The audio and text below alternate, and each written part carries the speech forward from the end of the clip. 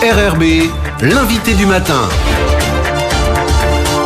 Bonjour Jean-François Bodin. Bonjour Lionel. Votre invité ce matin, Jean-Pierre Djaoué, membre notamment du gouvernement en charge de la politique de l'eau. Jean-Pierre Djaoué, bonjour. Bonjour. Merci d'avoir accepté notre invitation 2 jours après le grand forum sur l'eau qui s'est tenu sous votre présidence à la CPS, auquel on prépare près de 200 personnes, je crois. Oui, tout à fait. Voilà, c'était Il y avait une belle participation. Belle participation pour un enjeu très important. Il s'agit de s'occuper finalement de la ressource en eau. On a l'impression que le chantier est immense. Oui, tout à fait. Le chantier est immense. Et puis, à ce forum, il fallait faire le point des actions qui ont été menées depuis l'adoption donc de la politique de l'eau partagée par le Congrès. Des actions ont été menées pendant ce laps de temps. Donc, il fallait faire un point avec donc les acteurs, les décideurs des différentes collectivités, et puis également faire un point sur les résultats qui ont été restitués, qui ont été engagés dans les communes pilotes, Yingen, la fois Bourail, la fois Paris et Marais. Oui. Alors justement, ces communes pilotes ont été choisies à quel titre ? Parce qu'ils ont été choisis par le comité de l'eau. Par exemple, sur la côte est Yingen, c'est une commune qui apparemment a beaucoup de ressources en eau.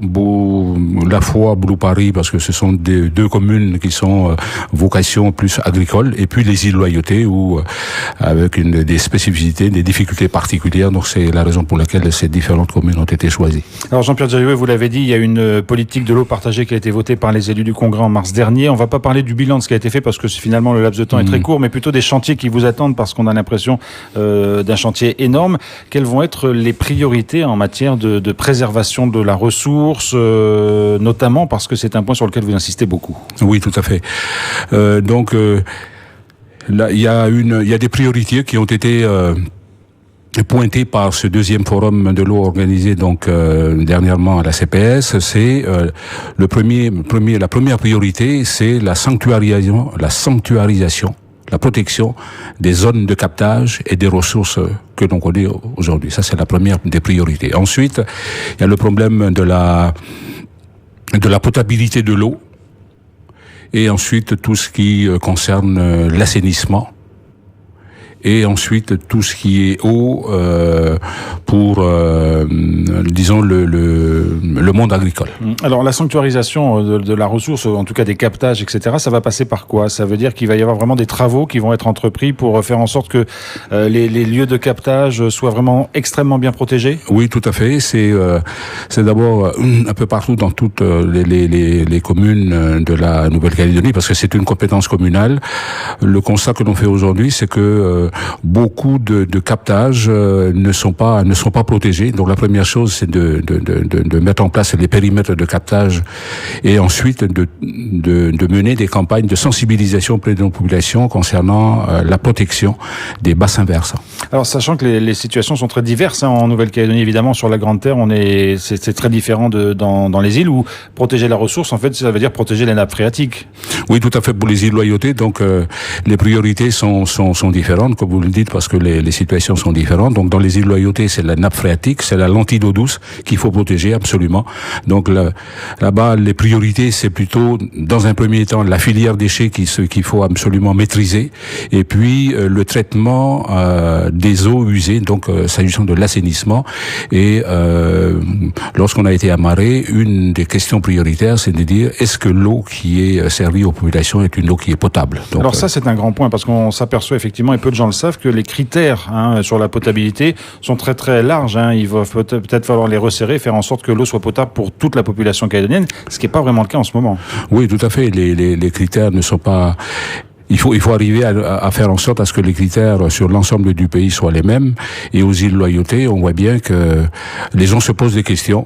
Et puis il y a aussi la question de la collectivité qui est compétente en la matière, qu'il faut donner les bonnes informations à nos populations. Est-ce qu'aujourd'hui il y a des risques sanitaires sur la question de la potabilité? Oui, tout à fait. Il y a des risques sanitaires sur l'ensemble du pays.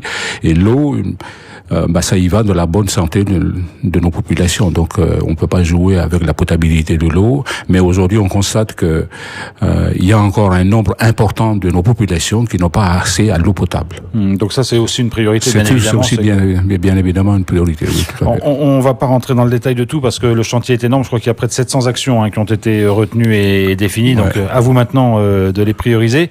Un mot peut-être justement parce que vous l'avez dit, c'est souvent la compétence communale. Est-ce que il va falloir régler cette question de la compétence entre le gouvernement, les provinces, les communes, pour que tout le monde travaille dans le même sens? Oui, tout à fait. Alors le chantier que nous avons à mettre en œuvre à partir de l'année prochaine, et puis il y a une discussion, une réunion qui va se tenir demain avec les services, c'est pour arriver à mettre en place une gouvernance. Et à partir du moment où on a mis en place la gouvernance, donc quand on parle de gouvernance, donc ça doit regrouper normalement donc les communes, les provinces et le gouvernement de la Nouvelle-Calédonie et les acteurs de l'eau, parce que bon, les compétences sont partagées entre les différentes collectivités. Et puis une fois qu'on a mis en place cette gouvernance, il faut ensuite parler du financement. Parce que on ne peut pas mener les différentes actions identifiées, les actions opérationnelles, si on n'a pas les financements pour. Alors un mot sur la gouvernance, il faut donc mettre tous les bons acteurs autour de la table pour que tout le monde travaille en commun. Est-ce que vous sentez que c'est un sujet qui dépasse aujourd'hui les clivages politiques, cette question de la gestion de l'eau en Calédonie? Ah oui, tout à fait.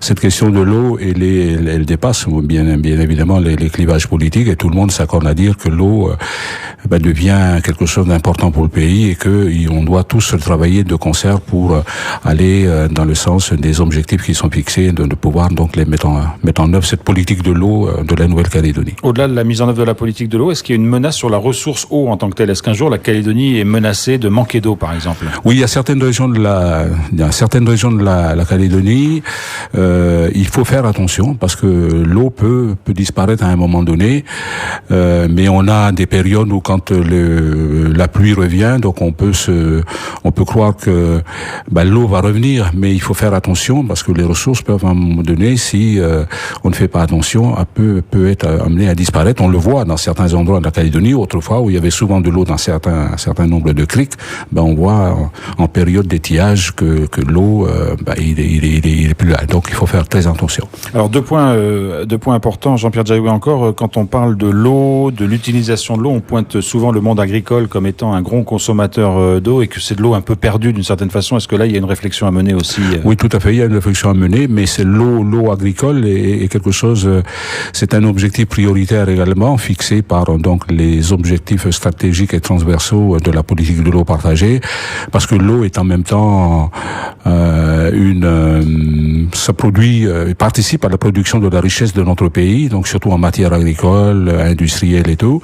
Et donc dans les communes agricoles telles que Pointe-Bourde, La Foix, Boulou-Paris, la réflexion tend à ce que l'on maîtrise davantage l'eau pour l'activité agricole. Mais maîtriser l'eau, ça veut dire quoi? Instaurer peut-être des quotas, jusqu'à des quotas d'utilisation?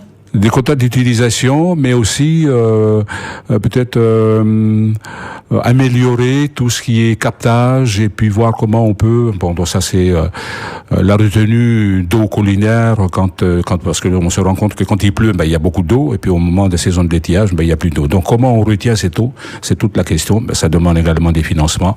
Et puis quand on prend l'eau par exemple dans les rivières, dans les criques, c'est à un moment donné de dire il faut réglementer tout ça. Oui. Alors Jean-Pierre Djaïoué, le chantier est vaste, vous l'avez évoqué, il y a les questions des financements, on l'a entendu hier lors du débat d'orientation budgétaire, la situation financière, tout le monde le sait, est compliquée. Vous allez arriver à dégager des budgets pour mettre en œuvre des actions dans ce que vous négociez en ce moment au gouvernement? Il y a déjà des choses qui se dessinent quand même? Oui, tout à fait. La réflexion, il faut mener cette réflexion-là, de voir comment on peut trouver les financements nécessaires pour mettre en œuvre cette politique de l'eau partagée. En ce moment, on bénéficie donc des financements dans le cadre du Protège, qui est le plan régional océanien. Donc c'est un plan qui est financé par le 11e FED. Donc il y a un axe qui est appelé l'axe eau. Et donc, c'est à travers ces moyens financiers que nos services, notamment la DAVA, commencent à mettre en œuvre un certain nombre d'actions. Donc, heureusement que nous avons cette aide de la part du 11e FED, mais ça, c'est un problème océanien, parce que le problème de l'eau, il n'est pas simplement calédonien, il est aussi dans le Pacifique, mais c'est aussi un enjeu planétaire. Alors, certaines communes le font depuis peu, et c'est un long travail. Je crois que vous l'avez mis en place aussi à Yengen. Dans certaines tribus, par exemple, pendant longtemps, les gens n'ont pas payé l'eau. Aujourd'hui, il y a des travaux qui sont nécessaires pour amener l'eau dans les tribus. Est-ce qu'on peut se dire qu'à terme aussi, il faudra que tout le monde participe d'une façon ou d'une autre à cet effort financier, y compris en payant l'eau qu'on consomme? Tout à fait. Changer les habitudes, c'est quelque chose qui est difficile, mais c'est pas impossible. Il faut que les équipes municipales, les autorités municipales, les coutumières participent. Il faut une campagne d'information, d'explication auprès de nos populations. Et une fois qu'on a expliqué, une fois, eh bien, les gens comprennent et les gens participent. Mais il faut qu'on arrive à faire en sorte à ce que le service qui est rendu par les différentes collectivités soit payant. Jean-Pierre Jaillot, on a parlé de l'eau, il faut qu'on parle aussi des incendies, parce qu'on sait que c'est un fléau en Calédonie et que ça pèse aussi sur la ressource en eau, finalement, la multiplication de ces incendies. Oui, tout à fait. On peut pas parler de l'eau, de la protection de nos ressources en eau sans parler d'incendie, parce que l'incendie constitue des menaces importantes en plus, et également des espèces envahissantes telles que le cochon, le cerf. Donc on peut pas parler de l'eau, de la protection de notre ressource sans parler donc des feux. Donc j'avais lancé dernièrement un appel à nos Calédoniens, un appel au civisme de nos Calédoniens pour dire que le feu détruit notre nature, détruit notre pays. En ce moment, on constate que notre pays est en train de brûle partout du nord au sud.